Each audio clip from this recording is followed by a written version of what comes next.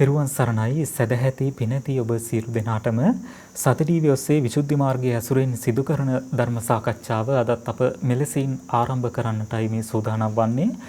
අද මේ උතුම් සාකච්ඡාව සඳහා සදැහැති දායකත්වය ලබා දෙන්නට යෙදෙනවා ගාල්ල හපුගල පීටර් කන්ද ලිපිනෙහි පදිංචි කරුණා සමරසේන මහත්මිය තුළු සහෝදර සහෝදරියන් වගේම එම පවුලේ පින්වත් පිරිස විසින් දායකත්වයේ දරන පින්වත් පිරිසටත් ධර්ම ශ්‍රවණය කරන ඔබ සියලු දෙනාටත් මේ උතුම් කුසලය ගෞතම බුදු සසුනේදීම නිවී සැනසෙන්නට හේතු පාරමිතාවක්ම වේවායි අප මුලින්ම ප්‍රාර්ථනා කරනවා. සුපුරුදු ලෙස අදත් අපට අර්ථයෙන් ධර්මයෙන් අනුශාසනා කරන්නට අප සිදු කළ ගෞරවනීය ආරාධනාව පිළි අරගෙන වැඩම කරන්නට යෙදුනා ලබනෝරුව කන්ද ආරණ්‍ය සේනාසනයේහි ගරු අනුශාසක ශාස්ත්‍රපති රාජකීය පඬිත නම කියන්නට අවසරයි ස්වාමීන් වහන්සේ පූජනීය මාන් කඩවල නන්දරතන පින්වත් ස්වාමීන් වහන්සේ අප මුලින්ම ස්වාමීන් වහන්සේව සාකච්ඡා මණ්ඩපය වෙත নমස්කාර පූර්වකව පිළිගන්නවා. අවසරයි ස්වාමීන් වහන්සේ. අප විසුද්ධි මාර්ගය ඇසුරෙන් සිදු කරන මේ ධර්ම සාකච්ඡාව තුළදී මුලින්ම සීල නිර්දේශය තුළ සීලය සම්බන්ධයෙන් සාකච්ඡා කරන්නට යෙදුනා. ඒ වගේම අප ඉන් පසුව දුතාංග සම්බන්ධයෙන් සාකච්ඡා කළා. අප පහුගිය සති දෙක තුළ පංචකූලිකාංගය ඒ වගේම තෙචීවරිකාංගය පිළිබඳව සාකච්ඡා කරන්නට යෙදුනා.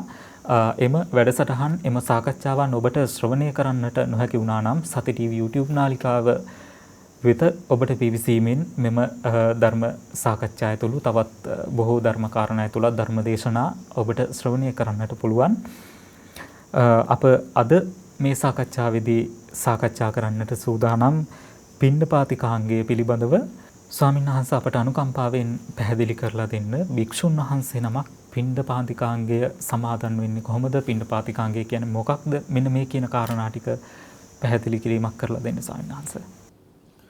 තෙරුවන් සරණයි සියලු දෙනාටම. අදත් අපිට සාකච්ඡා කරන්න තියෙන ඉතාමත්ම වටිනා ධර්ම ප්‍රදේශයක්. විසුද්ධි මාර්ගයේ සඳහන් වන දුතංග නිර්දේශයට අයත් පිණ්ඩපාතිකාංගය පිළිබඳවයි අපිට අද සාකච්ඡා කරන්න තියෙන්නේ. ඉතින් පිණ්ඩපාතිකාංගය කියන දුතංගය පිළිබඳව කෙසේ වෙතත් පිණ්ඩපාතයේහි වැඩම කිරීම පිළිබඳව නම් අපේ බෞද්ධයන්ට හොඳ දැනුමක් අවබෝධයක් තියෙනවා. ඒ පිළිබඳව හරි පුදුමාකාර ප්‍රසාදයකුත් තියෙනවා. පුංචි දරුවාගේ පටන් වැඩිහිටි මහලු කෙනා දක්වාම පිණ්ඩපාතයේ වඩින හාමුදුරුවෝ කෙරෙහි පුදුම ගෞරවයක් සමාජය තුළ තියෙනවා. ඉතින් ඒ බඳු ස්වාමින් වහන්සේලාට දන් පූජා කරන්නට දක්වන්නේ පුදුම උද්‍යෝගිමත් ගතියක්.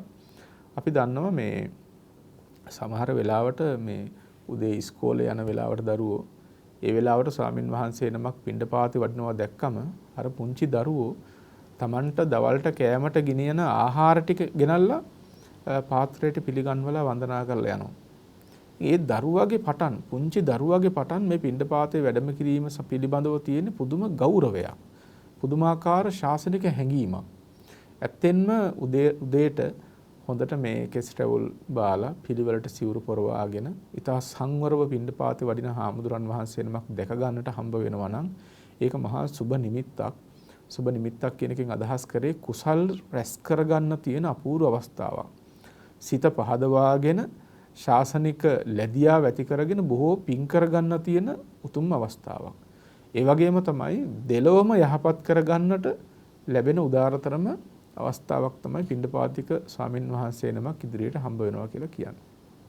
ඉතින් මේ පිණ්ඩපාතයේහි වැඩම කිරීම. දැන් අපි අද කතා කරන්නේ පිණ්ඩපාතිකාංගය කියන දුතංගය පිළිබඳවයි. මොකක්ද මේ දුතංගය කියලා තේරුම් අරගත්තම ඔබට ඒ පිළිබඳව තවදුරටත් පැහැදීමක් ඇති කරගන්න පුළුවන්. අනේ මේ පිණ්ඩපාතිකාංගය කියන මේ දුතංගයේ රකින්න ස්වාමින් වහන්සේලා මේ තරම් ගුණ සම්පන්නද කියලා වටහා ගන්න ඔබට ඒ අවස්ථාවක් වෙනවා. මතක තබා ගන්න පිණ්ඩපාතයේ වඩින හැම හාමුදුරු නමක්ම පිණ්ඩපාතිකාංගයේ සමාදන් වෙලා ඉන්නව නෙමෙයි. සමාදන් වෙච්ච හාමුදුරුවරුත් ඒ අතර ඉන්නවා. දැන් අපි අද කතා කරන්නේ ඒ පිළිබඳවයි. පිණ්ඩපාතිකාංගයෙන් සිද්ධ වෙන්නේ අර කලින් සඳහන් කළා වගේ සීලයක තියෙන ඒ උත්තරීතර ගුණාංග වඩාත් ශක්තිමත් වීම. අල්පේච්ඡතා ආදී ගුණාංග දියුණු වීම තමයි මෙහිදී විශේෂයෙන් සිද්ධ වෙන්නේ. එතකොට මේ භික්ෂු ජීවිතයට නම් පිණ්ඩපාතයේ වැඩම කරනවා කියන එක අරුම පුදුම දෙයක් නෙමෙයි. භික්ෂු ජීවිතයත් එක්ක බැඳී පවතින එකක්. පින්ඩියාලෝප භෝජනං නිස්සාය පබ්බජ්ජා තත්තතේ යාව ජීවං උත්සාහෝ කරණීයෝ. එහෙමයි උපසම්පදා කරලා ඉවර වෙලා ඒ සීමා මාලකයේදීම නිශ්‍රේ ධර්ම උගන්වනකොට කියා දෙන්නේ. හැම උපසම්පදා හාමුදුරු නමකටම මේක කියා දෙනවා. ඒ තමයි පැවිද්ද තියෙන්නේ පිණ්ඩපාතයත් එක්ක. භික්ෂුවක් නම් උන්වහන්සේ භික්ෂු භාවයට පත්වීමත් එක්කම භික්ෂුවකගේ යැපීම තියෙන්නේ පිණ්ඩපාතයත් එක්ක. ඉතින් අතිරේක ලාභ තමයි අර ගෙනල්ලා දෙන දාණය හෝ සංඝ සතු දාන ආදී අතිරේකව ලැබෙන දානයන්. ඒවා අතිරේක ලාභ. හැබැයි තමන් වහන්සේලාටම අනන්‍ය වූ ඒටම ආවේනික වූ දේ තමයි පිණ්ඩපාතෙහි වැඩම කිරීම කියලා කියන්නේ. ඉතින් බොහෝ දෙනෙකුට හිතසුව පිණිස පවතින ධර්මයක්. උදේකට හාමුදුරන් වහන්සේ නමක් පිණ්ඩපාතේ වැඩලා ඉන්නකොට අර නිවසේ උදවිය කොච්චර ගෞරවයෙන්ද උන්වහන්සේලාට තියෙන දෙයක් පූජා කරන්නේ. මන්සංග අපි අත්දැකීමෙන්ම දන්නවා සමහර තැන්වලට පිණ්ඩපාතේ වැඩියම අනේ මේ දුප්පත් ගම්වලට වැඩියම සමහර වෙලාවට පොල් ටිකක් ගාලා හදිස්සියේ ඒ පොල් තලයක් ගාලා පොල් ටික ගෙනල්ලා පූජා කරන පාත්‍රයට. ඇතැම් වෙලාවල් වලදී මේ කලින් දවසේ උයපු ආහාර ඉතිරි වෙච්ච ටිකක් තියෙනවා නම් ඒ ගෙදර පරිභෝගයට තිබිච්ච දේවල් මේ. ඒගොල්ලෝ උදේට කන්න තියාගෙන හිටපු දේ මේකෙන් කොටසක් ගෙනල්ලා පූජා කරනවා. ඉතින් මේ විදිහට අර බොහෝ තැනකට කුසල් කරගන්න තියෙන හරි අපූර්ව අවස්ථාවක්. ඒ වගේම තමයි හිමිදිරි උදෑසන ස්වාමින් වහන්සේනම පිණ්ඩපාතේ වඩිනවා දකින්නකොට වැඩට යන අය, රස්සාවල් වලට යන, ඉගෙන ගන්න යන අය පාරේදී දැක්කත් වන්දනාමාන කරලා බොහෝම ගෞරවාදර දක්වලා යන්නේ. එපමණකිනුත් පින් සිද්ධ වෙනවා. උන්වහන්සේලා දුරදියාම දැකලා ශ්‍රද්ධාවෙන් බැලුවත් ඒ භික්ෂුන් වහන්සේලා දිහා බැලූ මාත්‍රයට ශ්‍රද්ධාවෙන් බැලුම් හෙළූ මාත්‍රයට පවා බොහෝ කුසල ධර්මයන් රැස් වෙනවා. ඉතින් ගිහිල්ලා වන්දනාමාන කරලා දාන ආදියක් පූජා කරාම ඒ තුළින් මොනතරම්නම් කුසලයන් රැස් කරගන්න පුළුවන්ද? ඒ නිසා මේ අර බහුජන හිතාය බහුජන සුඛාය කියලා අපි කියන්නේ බොහෝ දෙනෙකුට හිතසුව පිණිස පවතිනවා කියලා. පිණ්ඩපාතේ වැඩම කිරීමත් බොහෝ දෙනෙකුට හිතසුව පිණිස පවතින ධර්මයක්. දැන් හැමෝටම හැමදාම පන්සලට දාන අරන් යන්න බැහැනේ, පූජා කරන්න බැහැ. හැබැයි ගෙදරට පිණ්ඩපාතේ වඩිනකොට ගෙදර තියෙන ස්වල්ප දෙයක් හරි අර කලින් සඳහන් කළා වගේ පොල් ටිකක් ගාලා හරි ඒ පොල් ටිකක් හරි ගෙනල්ලා ඇතැම් වෙලාවට පූජා කරනවා. සමහර උදවිය මధుසංක මේ සීනි ටිකක් සීනිත් ඒ හැන්දක් විතර ගෙනල්ලා ඒ ටික පූජා කරන අවස්ථාවල් තියෙනවා. හැබැයි මතක තබා ගන්න මේ පූජා කළේ සීනි හැන්දක් වුණාට එහෙම නැත්නම් පොල් ටිකක් ගාලා ගෙනල්ලා පූජා කළා වුණාට ඒකේ ආනිසංස පොල් තලයේ වගේ ස්වල්ප වෙන්නේ නැහැ, සීනි හැන්ද වගේ ස්වල්ප වෙන්නේ නැහැ. ඒ ශ්‍රද්ධාවෙන් කළ පූජාවේ ආනිසංස ඉතාමත්ම විශාලයි. ඒ නිසා එහි ආනිසංස දන්න නිසාම තමයි අපේ සදැහැති උදවිය මහා සංඝරත්නයට ඒ තරම් ගෞරවාදරයෙන් ඒ බඳු පූජා සත්කාරයන් සිද්ධ කරන්නේ. ඉතින් ඒ බව සිහිපත් කරගෙන අපි මේ දුතංගයේ පිළිබඳව අවධානය යොමු කරමු. මේ දුතංගයේ සමාදන් වන ස්වාමින් වහන්සේ අතිරේක ලාභම් පටික්ඛිපාමි පිණ්ඩපාතිකංගං සමාදියාමි කියන වාක්‍ය දෙකෙන් එකක් කියලා මේ සමාදන් වෙන්නේ. ඒ කියන්නේ අතිරේක ලාභය ප්‍රතික්ෂේප කරනවා. අර සංඝ සතු දාන, නිවසට ආරාධනා කරලා නැත්නම් සංඝයාට ආරාධනා කරලා දෙන දාන, ඒ වගේ දේවල් ප්‍රතික්ෂේප කරනවා. පිණ්ඩපාතිකංගයේ සමාදන් වෙනවා කියලයි උන්වහන්සේලා මෙය සමාදන් වෙන්නේ. එහෙම සමාදන් වෙලා උන්වහන්සේලා ගියක් පාසා පිණ්ඩපාත කරලා තමයි තමන් වහන්සේගේ ජීවන පැවැත්ම සිද්ධ කරගෙන යන්නේ. එතකොට මේ උත්තරීතර ජීවිත පැවැත්ම භික්ෂු ජීවිතයකට භික්ෂු ජීවිතය උපවත් කරන්නට, ඒ භික්ෂු ජීවිතයට ආවේනික ඊටම අදාළ උත්තරීතර ගුණාංගයන් දියුණු කරගන්නට මහෝපකාරී ධර්මයක් වෙනවා. මානය දුරු වෙන්නට, ඒ වගේ මල්පේච්ඡතා ආදී උතුම් ගුණාංගයන් වැඩෙන්නට මේ දුතංගය මහා ශක්තියක් වන බව පින්වත් හැමදෙනාම දැනගන්නට ඕන. එහෙමයි ස්වාමීන් වහන්සේ. ස්වාමීන් වහන්සේ පිණ්ඩපාතිකාංගය සමාදන් වුණ භික්ෂුන් වහන්සේ නමක්ට නුසුදුසු දාන මොනවද ස්වාමීන් වහන්සේ? ඔව්, අපි අර කලින් සඳහන් කළානේ මේ අතිරේක ලාභ ප්‍රතික්ෂේප කරනවා කියලා. අන්න ඒ අතිරේක ලාභ මොනවද කියලා අපි මේ වෙලාවේ බලන්නට ඕන. එතකොට පිණ්ඩපාතිකංගය සමාදන් වෙච්ච ස්වාමින් වහන්සේ නමකට දාන 14ක් තියෙනවා. මේ බත් 14ම උන්වහන්සේට සුදුසු නැහැ, පරිභෝගයට ගැලපෙන්නේ නැහැ. ඒ සමාදන් වුණා නම් දැන් මේක වරදවා ගන්නට එපා. මේ පැහැදිලි කරන්නේ පිණ්ඩපාති කංගය කියන දුතංගයේ සමාදන් වෙච්ච හාමුදුරුවන්ටයි මේවා නුසුදුසු. එහෙම නැතුව පිණ්ඩපාතේ වඩින සියලු ස්වාමින් වහන්සේලාට මේක නුසුදුසුයි එහෙම නෙමෙයි. මේක වරදවා ගන්නට එපා. දැන් ඕගොල්ලන්ට හිතෙයි ඉතින් මේක කොහොමද අපි දැන් හොයාගන්නේ? හාමුදුරුවන්ගෙන් අහන්නද වහන්සේ දුතංග සමාදන් වෙලා ඉන්නවද කියලා. ඉතින් දුතංගයක් සමාදන් වෙලා ඉන්නව නම් උන්වහන්සේලක කියන්නෙත් නැහැනේ. දුතංගයක් සමාදන් වෙලා ඉන්නවා කියලා කිව්වොත් එහෙම කියනකොට දුතංගය බිඳෙනවා. ඒ නිසා උන්වහන්සේලා කවදාකවත් ඒක කියන්නෙත් නැහැ. එතකොට ඔබට ගැටලුවක් ඇති වෙන්න පුළුවන් අපි කොහොමද මේක හොයාගන්නේ කියලා. නමුත් කරන්න තියෙන්නේ ඔබට තියෙන දෙයක් සුදුසු පරිදි පූජා කරන්න. උන්වහන්සේ ගැළපෙන විදිහ නම් ගනි. නොගැලපෙනවා නම් උන්වහන්සේ ඒක ප්‍රතික්ෂේප කරයි. ඒක තමයි ඔබට තියෙන අවස්ථාව ඒ පිළිබඳව කතා කරනකොට. අපි මේකෙදි බලමු මේ නොඉවසිය යුතු බත් 14 මොකක්ද? පිණ්ඩපාති කංගය සමාදන් වෙච්ච ස්වාමින් වහන්සේ නමක් විසින්. මෙන්න මෙහෙමයි සඳහන් වෙන්නේ සංඝ බත්ත.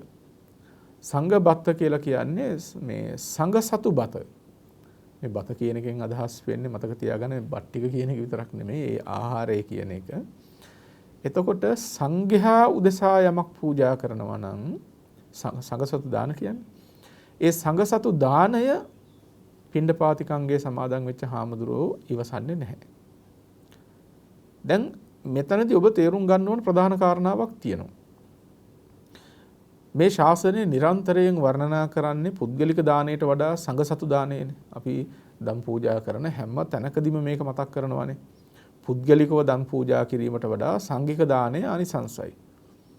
එතකොට ඔබට බැරිද පිණ්ඩපාති කංගයේ සමාදන් වෙච්ච හාමුදුරුවන්ට සංඝයාට කියලා දම් පූජා කරන්න බැරිද? ඒක පුද්ගලික දානයක් වෙයිද? පුද්ගලික දානයක් වුණොත් ආනිසංස අඩු වෙයිද? මෙහෙම ගැටලු ඇති වෙන්නට පුළුවන්.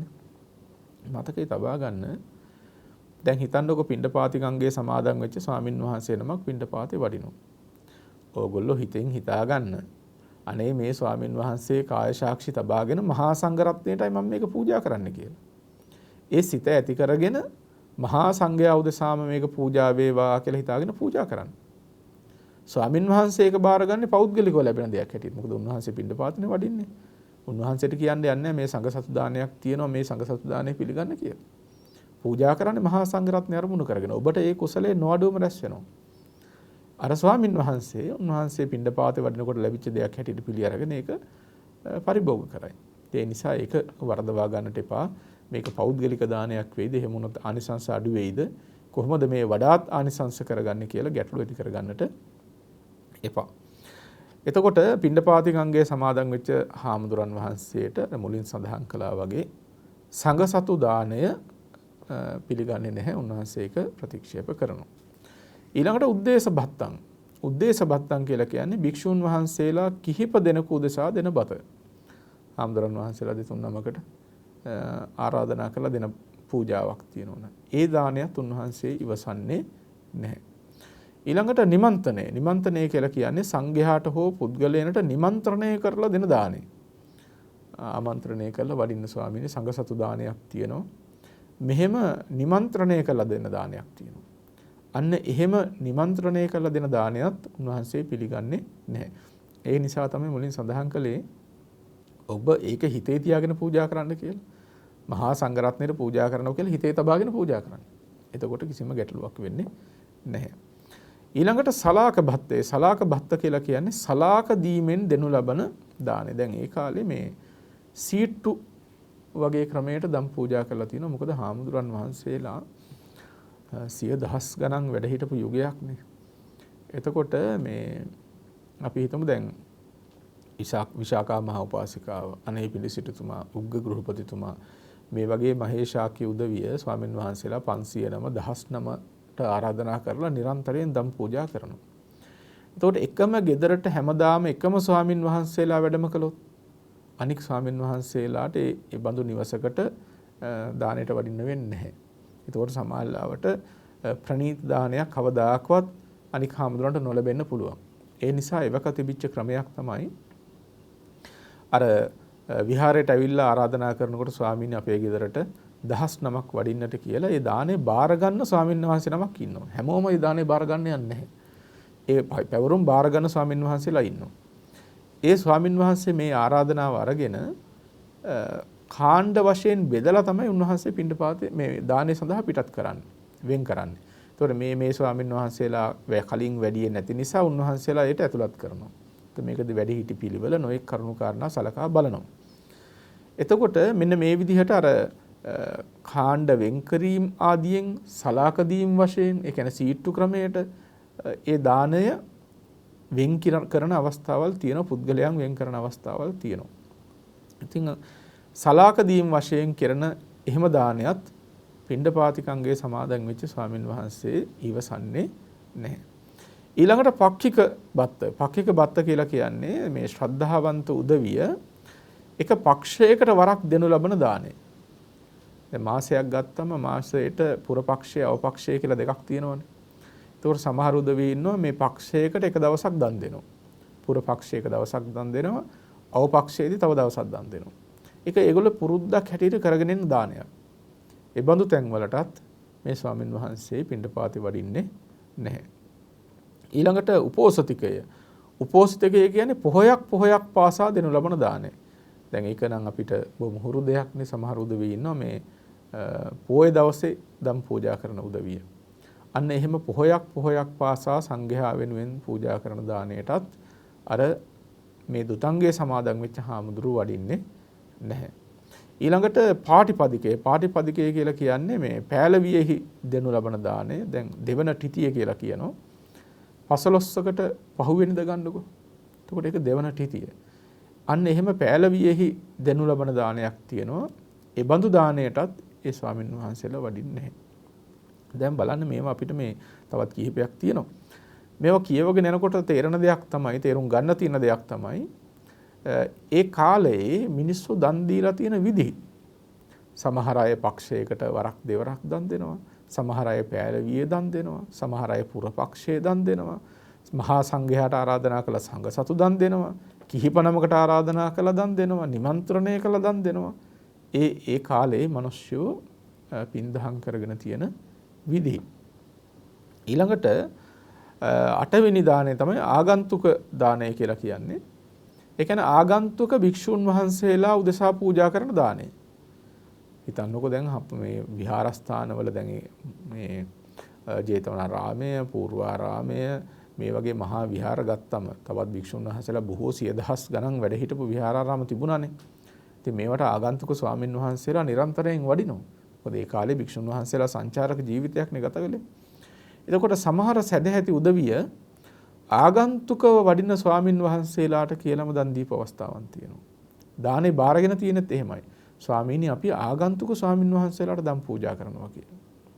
මොකද දන්නවා දුර බැහැර ගෙවාගෙන ගව් ගණන් යදුන් ගණන් මේ පයින්මනේ වැඩම කරන්නේ. ඉතින් බොහොම මහන්සියෙන් වැඩම කරන්නේ.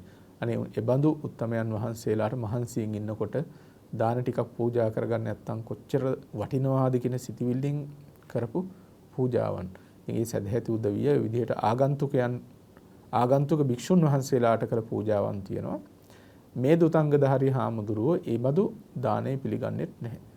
ඒ කියන්නේ හිතන්නකෝ දැන් යොදුන් 100ක් මග ගෙවාගෙන වැඩියත් ඊළඟ දවසේ තමන් වහන්සේට ලැබෙන ආගන්තුක දාන ඉවසන්නේ නැහැ. උන්වහන්සේ ඊළඟ දවසේ කරන්නේ පාත්‍රය අරගෙන පිණ්ඩපාතේ වැඩම කරන එක.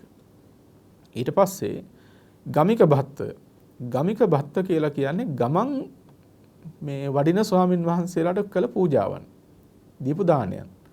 දැන් මේ දුර ගමනක් වඩින්න බලාපොරොත්තු වෙනවා නම් ස්වාමින් වහන්සේ නමක් මේ විහාරයෙන් වෙනත් විහාරයකට පිටත් වෙන්න සූදානමින් ඉන්නවා නම්, වෙනත් ග්‍රාමාන්ත සෙනසුනකට වඩින්න ඉන්න ස්වාමින් වහන්සේ නමක් ඉන්නවා නම්, ඒ බඳු ස්වාමින් වහන්සේලාට සිදු කරන දාණය තමයි ගමික දාණය කියලා කියන්නේ.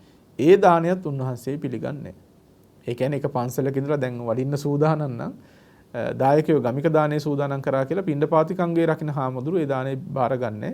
උන්වහන්සේ පිණ්ඩපාතයෙන් විතරයි යැපෙන්නේ. ඊළඟට ගිලාන භත්ත කියලා කියන්නේ ශ්‍රද්ධාවන්ත උදවිය ගිලන් අය නැත්නම් ගිලන් ස්වාමින් වහන්සේලා උදෙසාම පූජා කරන දානවලට පිණ්ඩපාතිකංගේ සමාදන් වෙච්ච හාමුදුරු ඒ දානේ බාරගන්නෙත් නැහැ. දැන් ඔයගලන්ට හොඳ අවස්ථාවක් මේ කාලේ ගන්නකොට මදුසංඝ දැන් භික්ෂුවට උගන් රටේ රෝහල් වල භික්ෂු වාටු තියෙනවා. ගිලන් ස්වාමින් වහන්සේලා වැඩ ඉන්නවා. ශ්‍රද්ධාවන්ත කෙනෙකුට ඕන නම් පුළුවන් අර ගිලන් ස්වාමින් වහන්සේලා වෙනුවෙන් දානයක් පූජා කරගන්න. භික්ෂු වාටුවේ විමසලා ස්වාමීන් වහන්සේලා කී නමක් ඉන්නවද කියලා බලලා ඒ බඳු දානයක් පූජා කරගන්න පුළුවන්. එතකොට මේකේ විශේෂත්වය තමයි සමහර උදවිය ගිලන් භික්ෂුන් වහන්සේලා වෙනුවෙන්ම කියලා වෙන් කරගත දානයක් තියෙනවා. පින්වතුන්ටත් ඕන නම් ඒ බඳු දානයක් වෙන් කරගෙන කටයුතු කරන්න පුළුවන්කම තියෙනවා තම තමන් ඉන්න ප්‍රදේශවලදීම. ඉතින් මේ ගිලාන භත්තය කියන එක. ඊළඟට ගිලානුපට්ඨාන භත්තය. ගිලනට විතරක් නෙමෙයි ගිලානුපස්ථාන කරන හාමුදුරන්ටත් දානේ වර්ධින්න පුළුවන්. දැන් අසනීප හාමුදුරන්ව බලාගෙන උපස්ථාන කර කර ඉන්න උපස්ථායක හාමුදුරුවන්ට පිණ්ඩපාතේ වඩින්න වෙලාවක් නැහැනේ. ඒකට උන්වහන්සේට දානය අවශ්‍යයි. ශ්‍රද්ධා සම්පන්න උදවිය ගිලානෝපස්ථායක ස්වාමින් වහන්සේලාට කියලාත් වෙන් කරගෙන දන් පූජා කරපුවා තියෙනවා. ඊළඟට විහාර භත්තය. විහාර භත්තය කියලා කියන්නේ සමහර අය පන්සල හදලා පූජා කරලා අනේ අපේ විහාරේ වැඩ ඉන්න ස්වාමින් වහන්සේලාටයි මේ දානේ පූජා කරන්න කියලා දන් පූජා කරනවා.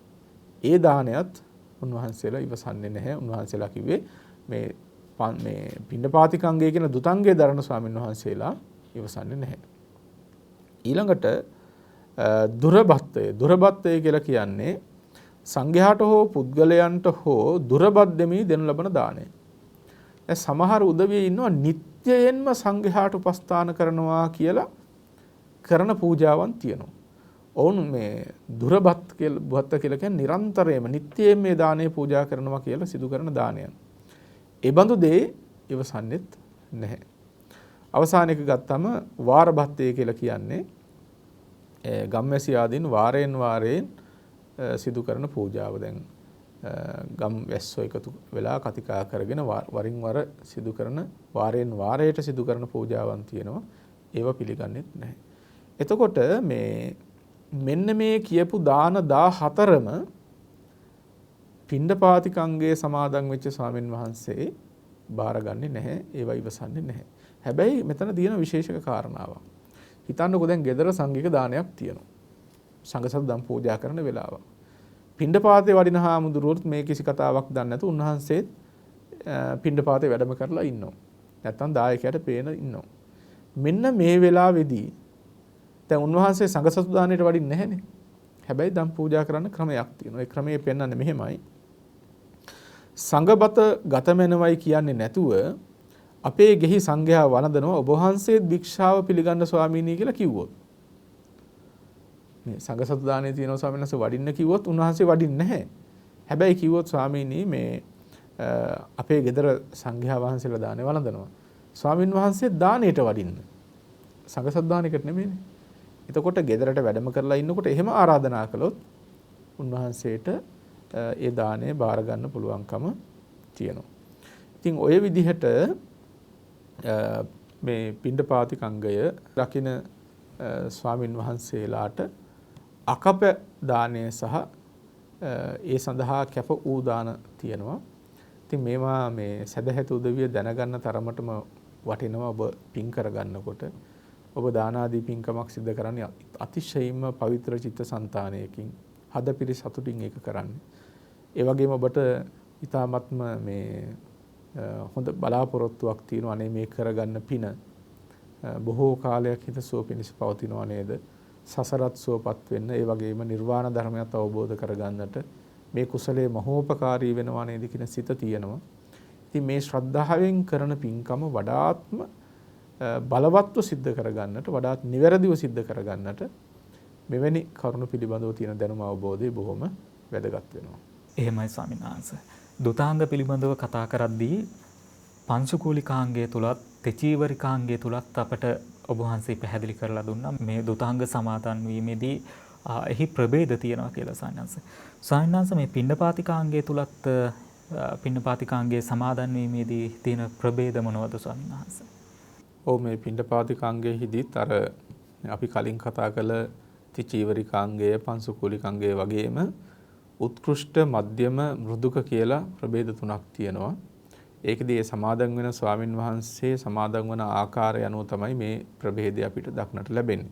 දැන් පිණ්ඩපාතිකාංගය සමාදන් වෙන උත්කෘෂ්ඨක ක්‍රමයෙන් සමාදන් වෙන ස්වාමින් වහන්සේ උන්වහන්සේ හැමදාම පිණ්ඩපාතේ වැඩම කරනවා. හැබැයි ඉදිරියෙන් පිටුපසින් දානයක් අරගෙන આવොත් ඒකත් උන්වහන්සේට බාර ගන්න පුළුවන්කම තියෙනවා.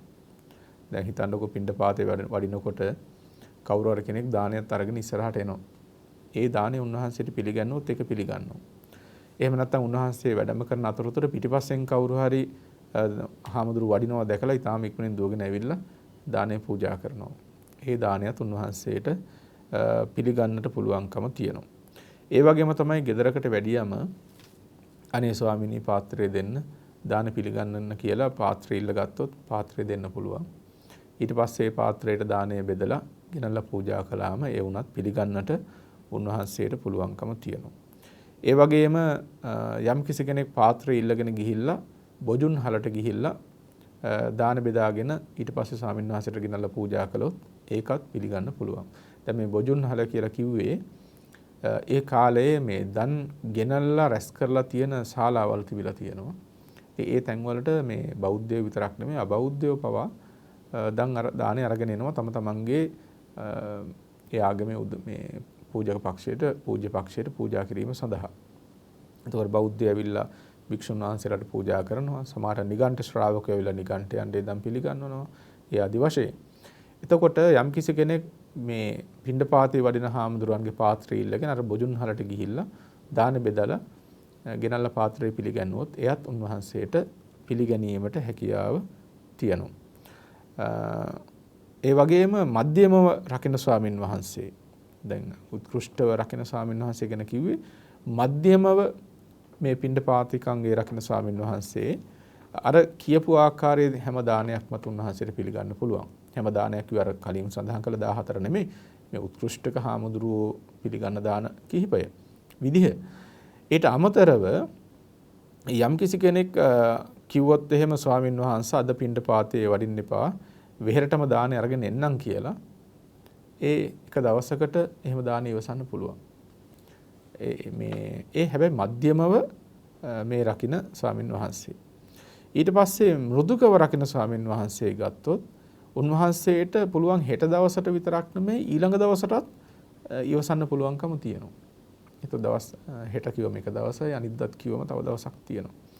මෘදුකව රකින්න ස්වාමින් වහන්සේට එහෙම දවසකට දෙකකට විතර දානයක් ඉවසන්න පුළුවන්. දායකයෙක් ආරාධනා කළොත්. විහාරයටම ගෙනල්ලා පූජා කරන්න වඩින්න එපා කියලා ආරාධනා කළොත්. එතකොට මෙන්න මේ උත්කෘෂ්ඨ මධ්‍යම මෘදුක කියන බෙහෙදය පිණ්ඩපාතිකාංගය තුල අපිට දක්නට ලැබෙනවා. හැබැයි මේකෙදී වඩාත්ම ප්‍රශංසා කරන්නේ උත්කෘෂ්ඨවම රකින්න ස්වාමීන් වහන්සේව. මක්නිසාද උන්වහන්සේට තමයි මේ දුතංගයෙන් ලැබෙන නියමම ආස්වාදය ලබන්න පුළුවන්කම තියෙන්නේ. නියමම ආනිසංසය ලබන්න පුළුවන්කම තියෙන්නේ. ඒ කියන්නේ අනික් ස්වාමීන් වහන්සේලාට මේ ආනිසංස නොලැබෙනව නෙමෙයි. හැබැයි අර නිරාමිස බව, නිදහස්කම මේ සියල්ල ඊටාම ඉහළ මට්ටමෙන්ම ලැබෙන්නේ උත්කෘෂ්ඨව රකින්න ස්වාමින් වහන්සේට. දැන් මේකේ හරි ලස්සන මේ විවරණයක් පෙන්වනවා මේ සම්බන්ධයෙන්. ඒ කාලේ මහා ආර්ය වංශ සූත්‍ර දේශනාවක් තිබිලා තියෙනවා. එතකොට මේ පිණ්ඩපාතයේ මේ තුන් විදිහටම රකින්න ස්වාමින් වහන්සේලා තුන් නමක් ඉඳලා තියෙනවා. එතකොට උත්කෘෂ්ඨව රකින්න හාමුදුරුවෝ ගිහිල්ලා කිව්වලු මේ අද මේ මහා ආර්ය වංශ දේශනාවක් තියෙනවා අපි අහන්න යමු කියලා.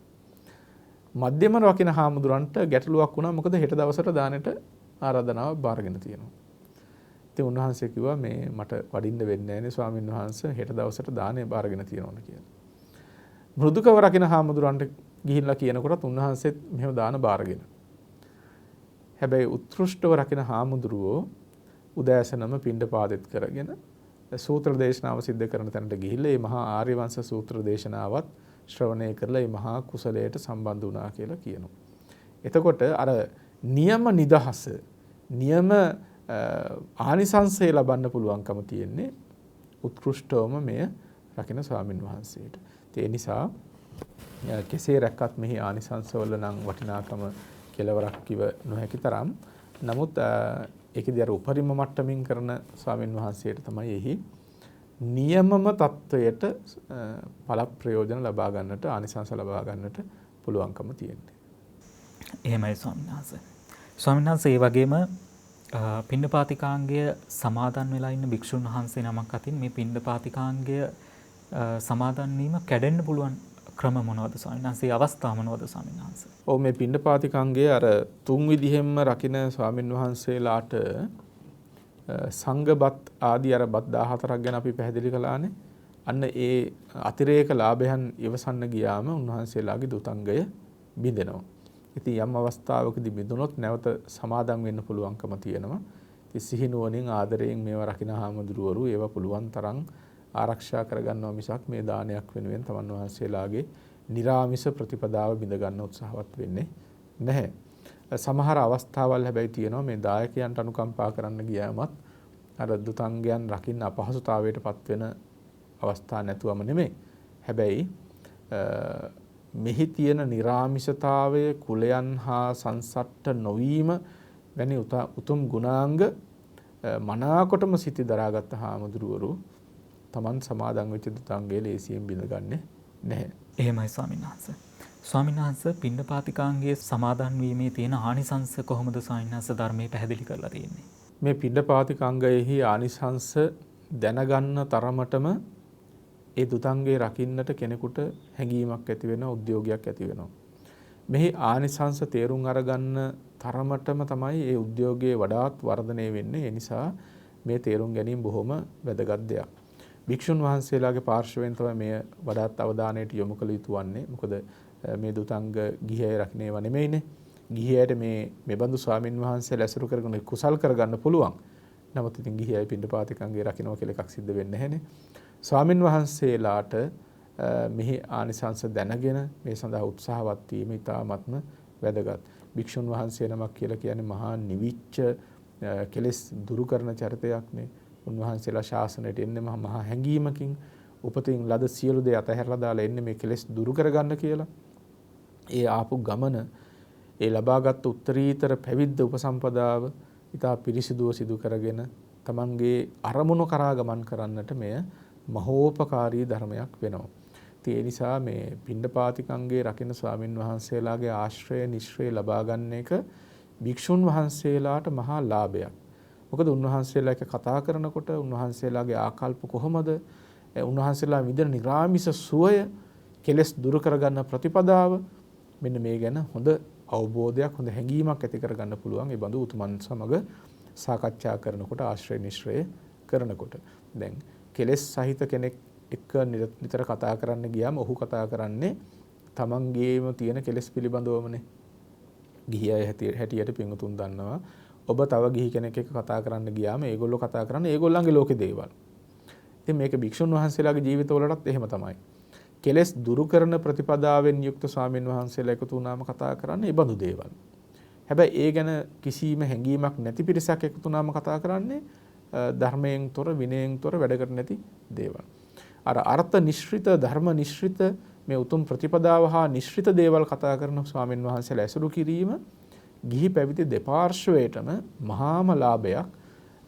ඒ තමන්ගේ ජීවිත වඩාත් ආලෝකවත් මාර්ගයකට ගෙන යාම සඳහා. එතකොට උන්වහන්සේලා තමන් කරන දේවල් වල වටිනාකම, පිණ්ඩපාතයේ වඩිනකොට ලැබිච්ච අත්දැකීම්, ඒවයිදී ඇතිවෙච්ච නිරාමිස ප්‍රීතිය, තමන් වහන්සේලාගේ ජීවිතවල තියෙන මහා නිදහස්කම, කිසි කෙනෙකුට යටහත් පැවැත්මක් නැතිකම, ඕනෑම අවස්ථාවකදී පාත්‍රයත් අරගෙන ඕනෑම තැනකට යන්න තියෙන හැකියාව.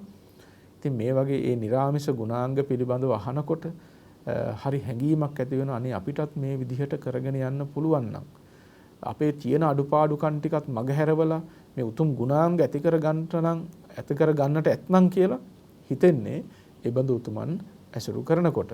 දැන් මෙහි ආනිසංස පිළිබඳව අපි කතා කරනකොට කරුණු කිහිපයක් යටතේ මේ සාකච්ඡා කරන්න පුළුවන්. එකක් තමයි නිශ්‍රයානුකූල ප්‍රතිපත්තිය ඇති බව. අපි කලිනුත් සඳහන් කළා භික්ෂුන් වහන්සේලාට නිශ්‍රය ධර්ම තියෙනවානේ.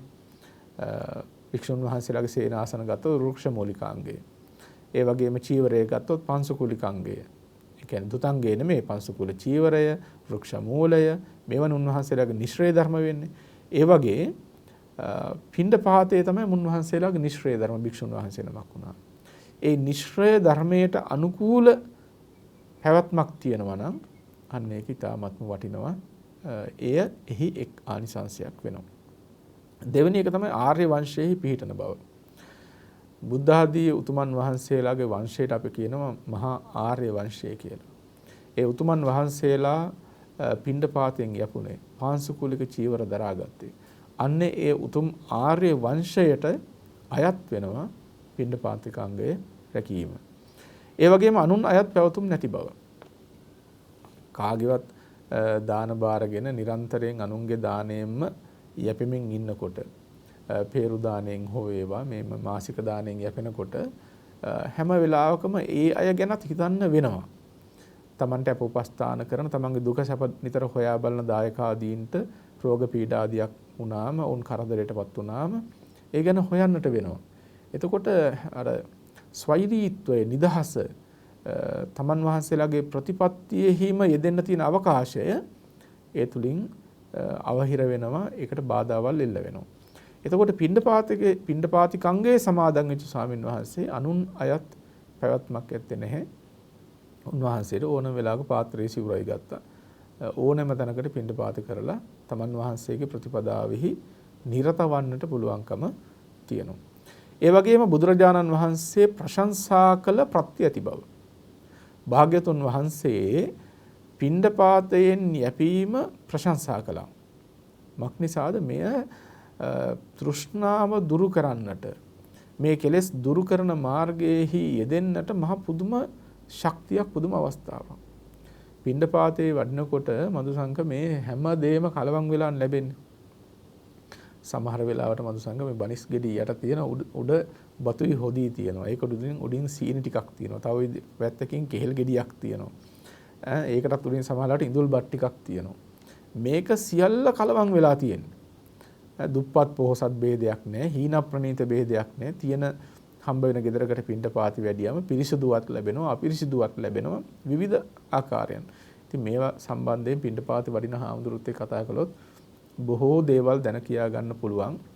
ඇතම් උදවිය ප්‍රകൃතියෙන්ම අර පිරිසිදුකමක් නැති නිසා ඒ නිවෙස් වලට වැඩියම පූජා කරන දේවල් හරීම අපිරිසිදුයි, අපවිත්‍රයි. හැබැයි උන්වහන්සේලා කවදාකවත් ඒක ප්‍රතික්ෂේප කරන්නේ ඒ දායකයන් කෙරෙහි කරුණාසිත උපදවාගෙනම ආහාරයේහි ප්‍රතිකූල සංඥා උපදවාගෙන අර දේවල් පරිභෝග කරනවා. පුදුමාකාර කාරුණික සිතක් ඇති කරගන්න පුළුවන් පිණ්ඩපාතේ වැඩම කිරීමත් එක්ක. දුගී දුප්පත් අසරණ ගෙදරකට පිණ්ඩපාතේ වැඩියම මේ මිනිස්යන් Tamanට කන්න තියෙන දේ උස්සගෙන එනවා. ඊ타ත්ම නීරස, සමහරට පිරුණු වෙච්ච දෙයක්, හරිම අපිරිසුදු දෙයක් වෙන්න පුළුවන්. ඊටාම ස්වල්පයක්. මේක අරන් ආම මේ පිණ්ඩපාතේ වඩින හාමුදුරුවෝ ටිකක් පිළිගන්නවා. මොකද ගෙදර උදවියට තව ටිකක් ඉතුරු වෙන්නට ඕන නිසා. හරිම ලස්සන දේවල් තියෙනවා පිණ්ඩපාතේ වැඩම කිරීමත් එක්ක. සමහර ගෙවල් වලට පිණ්ඩපාතේ වැල්ලා දානේ පූජා කරනකොට ගෙදර ඉන්න පොඩි දරුවෝ ඇවිල්ලා අම්මගේ අතේ එල්ලෙනවා ඒ පූජා කරන දේ ඉල්ලමින්. දැන් සමහර වෙලාවට ගෙදර පූජා කරන දෙයක් නැතුණාම අම්මා කඩේට දුවලා ගිහිල්ලා බනිස් ගෙඩියක් අරගෙන ඇවිල්ලා තමයි පූජා කරන්න හදන්නේ. ගෙදර ඉන්න පොඩි එකා අම්මගේ අතේ එල්ලෙනවා බනිස් ගෙඩි ඉල්ලලා. හරිම සංවේදී තැන් මේවා. එතකොට අර පිණ්ඩපාතේ වඩින හාමුදුරුවෝ අරකින් පුංචි කොටසයි බාරගන්නේ. මොකද අර දරුවා බඩගින්න ඉන්නවා කියලා ස්වාමීන් වහන්සේ දන්නවා. දරුවා එකට ආසයි කියලා දන්න නිසා.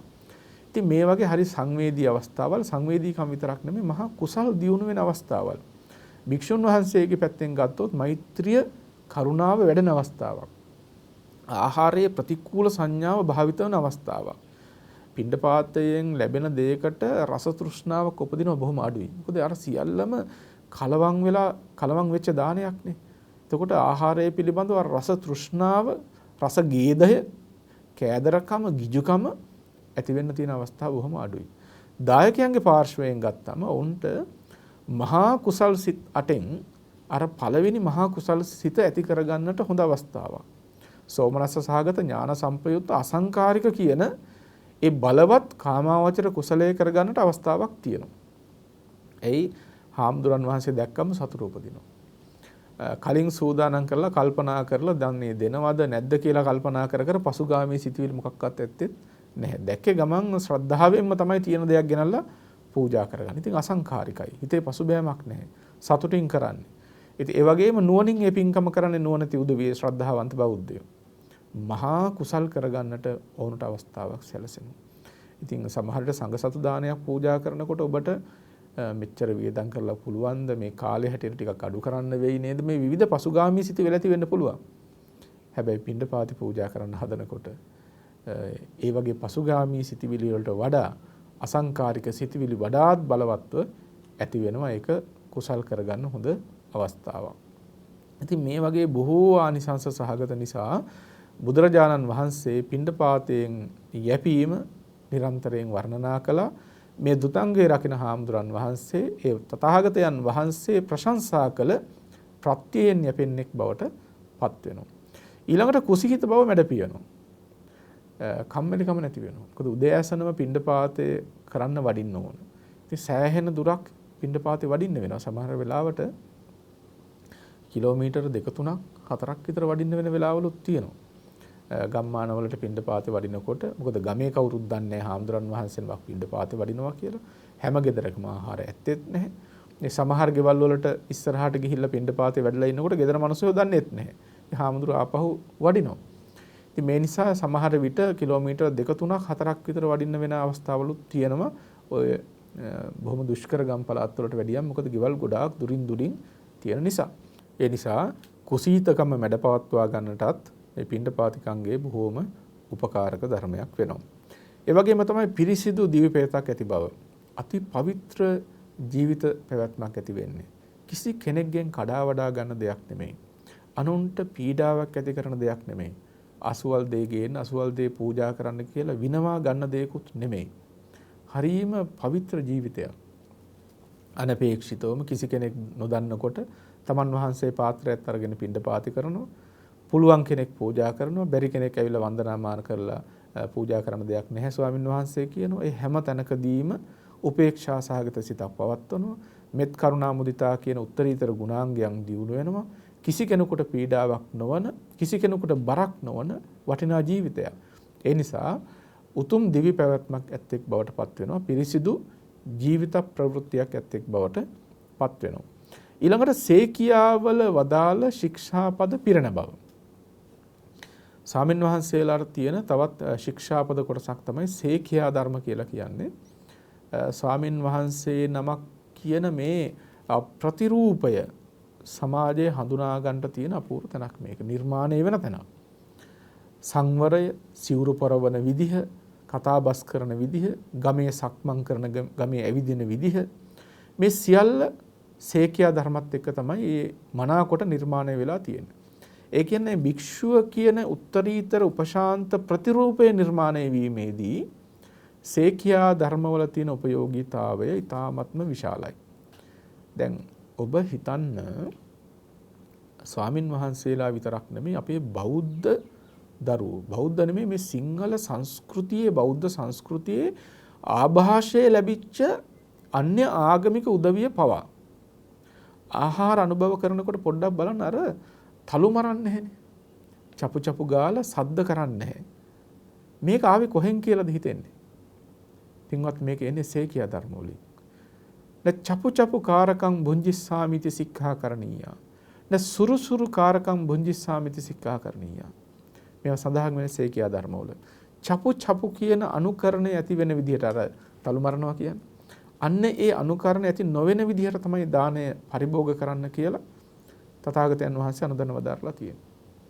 වතුර ටිකක් පානය කරනකොට, ගිලම්පස ටිකක් පානය කරනකොට අර සුරුස් ගාලා ඇදලා සද්ද එන විදිහට ඒක පරිභෝග කරන්නේ නැහැ භික්ෂුන් වහන්සේලා. ඒ පරිභෝග නොකරන්නේ මක් නිසාද? මේ සේකියාවෙහි තියෙන නිසා.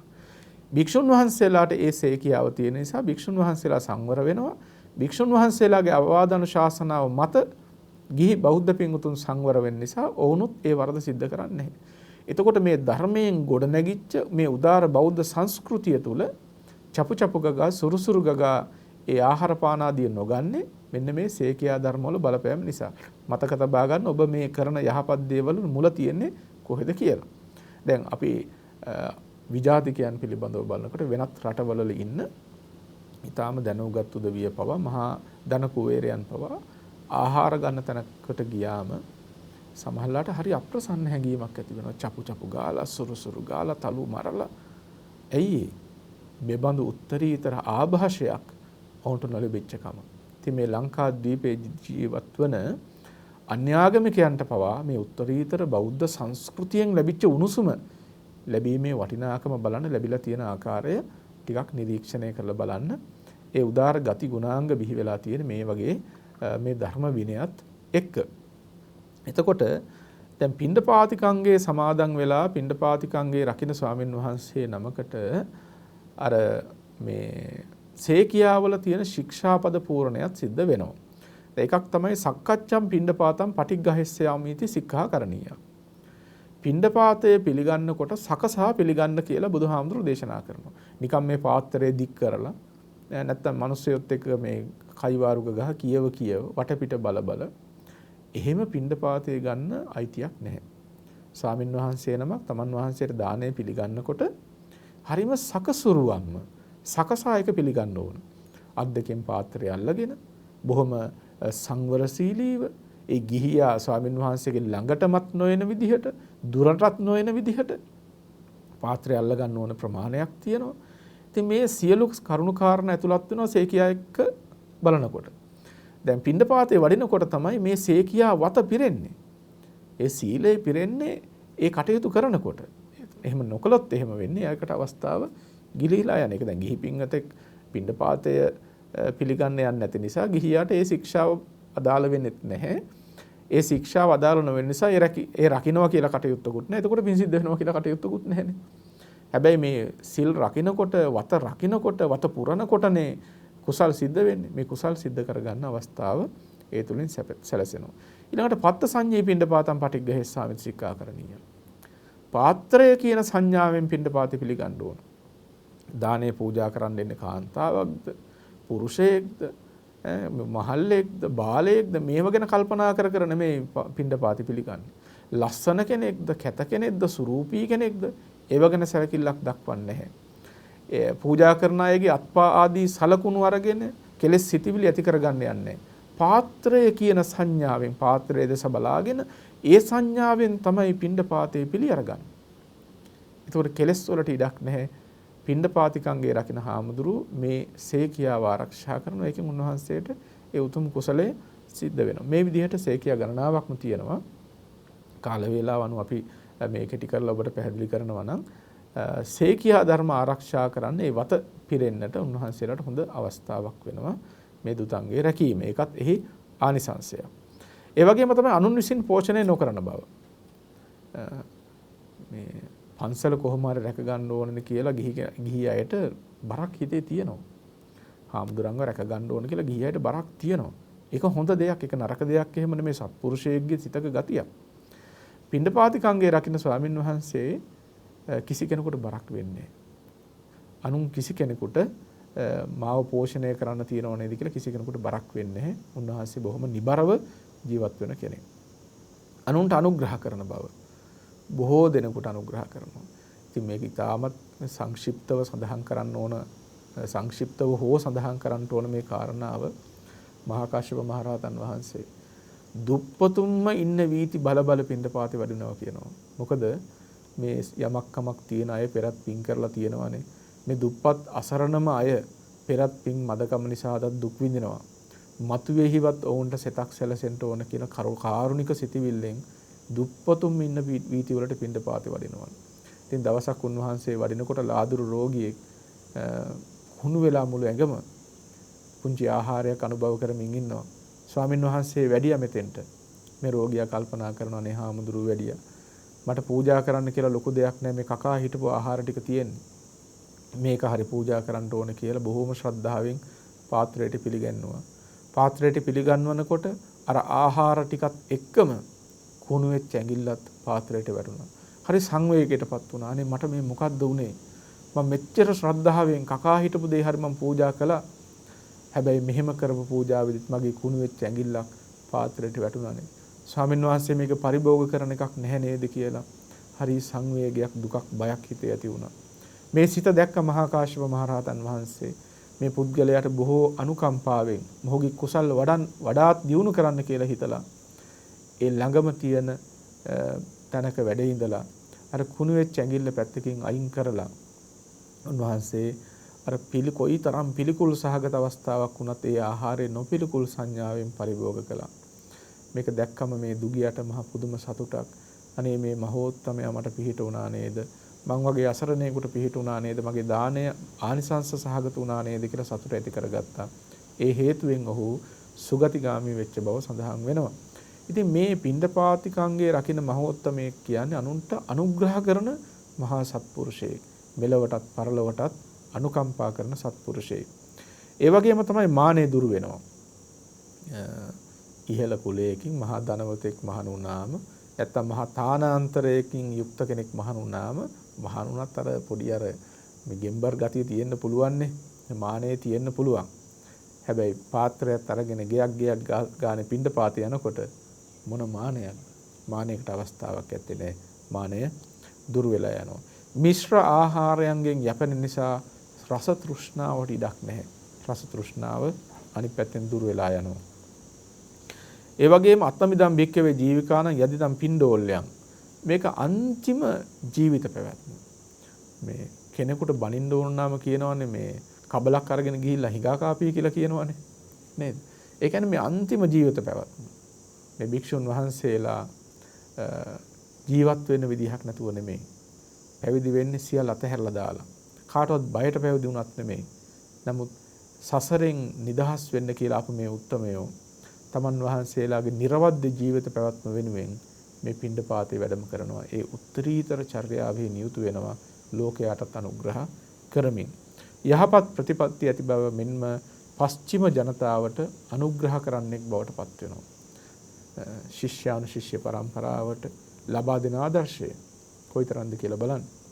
අර මං කලින් සඳහන් කළේ අපේ ලොකු හාමුදුරුව පිණ්ඩපාතෙන් යපුණා කියලා හිතනකොට පොඩි හාමුදුරන්ට හිතට දැනෙන විදිහ ඒක පමන කරන්න බෑ.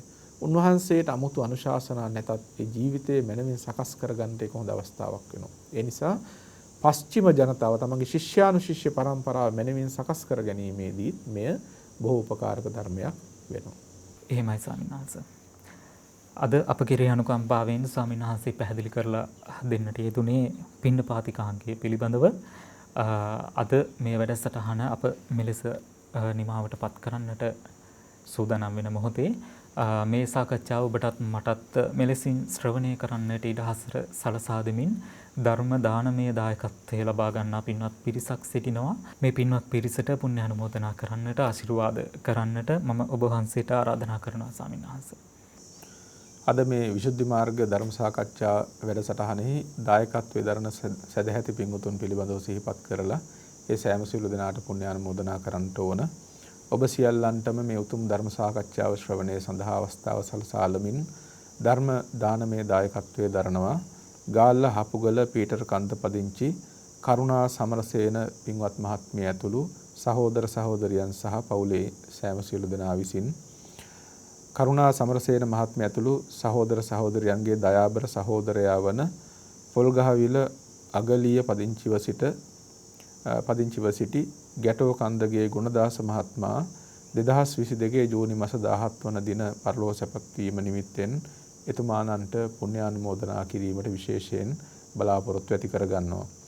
ඒ අනුව කල්පනා කරගන්න ඔබ විසින් ඊ타ත්ම ශ්‍රද්ධාවෙන් යුක්තව රැස් කරගත්ත මේ මහා කුසලානිසංස ධර්මයන් ප්‍රථමයෙන්ම ලෝසසුන්සු රකින්න ඔබ අප ආරක්ෂා කරන දෙවියෝ අනුමෝදන් වෙත්වායි සාදු කියලා පින් අනුමෝදන් කරන්න. ඒ වගේම සඳහන් කළ ඥාතිවරයා ප්‍රධානම පින්වත් ඔබ අප නමින් මිය පරලොව ගිය මෙලෝ පරලෝගත වර්ග පරම්පරානුයාත සියලු ඥාති හිතයිශීනුත් පින් කැමැති හැම සත්වගත් මේ පින් සතුටින් සාදු නාදයෙන් අනුමෝදන් වෙත්වා දුකින් මිදී සුවපත් වී ලෞතුරු නිවනින් සැනසීම ලබත්වායි සාදු කියලා පින් අනුමෝදන් කරන්න. ඒ වගේම ආශිර්වාද කිරීමට බලාපොරොත්තු වෙන පින්වතුන්ගේ පවුලේ සෑම සියලු දෙනාටත් දායකත්වයේ ගෙන කටයුතු කරන පින්වතුන්ටත් ධර්ම ශ්‍රවණය කළ ඔබටත් සදේවක ලෝකයාටත් තුනුරුවන්ගේ සරණින් දෙව් රැකවරණින් මේ පුණ්‍ය ශක්තිය බලයෙන් නිදුක් නිරෝගී සුවපත් භාවය චිර ජීවනයේ සැලසේවා. යහපත් ප්‍රාර්ථනා සමෘද්ධ වේවා. දෙලවත් යහපත් වේවා. ලෞතුරු නිර්වාණ සුවයෙන් සැනසෙන්නට මේ පින් හේතු වාසනා පාරමී වේවා. සෑම සියලු දෙනාටම තෙරුවන් සරණයි. පුරා හෝරාවකට ආසන්න කාලයක් ඔබටත් මටත් ධර්මයෙන් අනුශාසනා කරන්නට යෙදුණු ලබුණුරුව කන්ද ආරණ්‍ය සේනාසනයේ ගරු අනුශාසක ශාස්ත්‍රපති රාජකීය පඬිත පූජනීය මහන් කඩවල නන්දරතන පින්වත් ස්වාමීන් වහන්සේටත් නිදුක් නිරෝගී චිරජීවනයත් උන්වහන්සේ ප්‍රාර්ථනීය බෝධියකින් ඒ උතුම් චතුරාර්ය සත්‍ය ධර්මය අවබෝධය පිණිස මේ උතුම් කුසලය හේතුපනිශ්‍රේ වේවායි අප සාදුනාද පවත්වා ප්‍රාර්ථනා කරමු.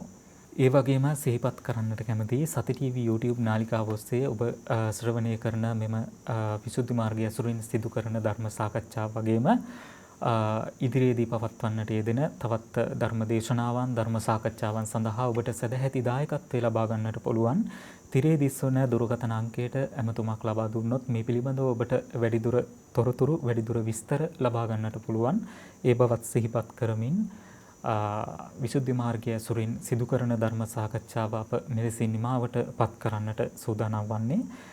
ධර්ම ශ්‍රවණය කළ ඔබ සියලු දෙනාට මේ උතුම් කුසලය ගෞතම බුදු සසුනේදීම නිවී සැනසෙන්නට හේතු පාරමිතාවක්ම වේවායි අප නැවතත් ප්‍රාර්ථනා කරනවා. නැවතත් විසුද්ධි මාර්ගය ඇසුරින් සිදු කරන මේ සාකච්ඡාව තුළදී දුතාංග සම්බන්ධයෙන් අප සාකච්ඡා කරගෙන ඉන්නේ.